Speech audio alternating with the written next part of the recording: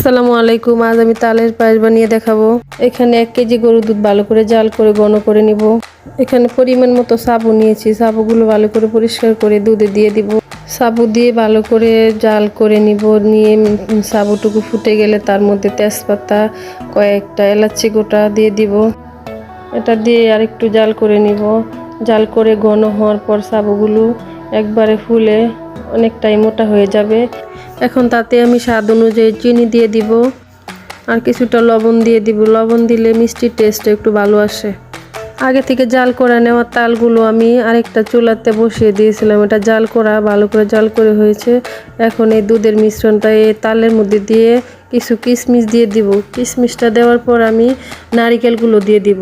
নারিকেলগুলো দেওয়ার পর আমি 2-4-5 মিনিট একটু ভালো করে রান্না করে নিব। এটা রান্না করার পর আমার তালের পায়েসটা রেডি হয়ে গেছে। আমার এই রান্নাটা কেমন হয়েছে যদি ভালো লাগে তাহলে আমাকে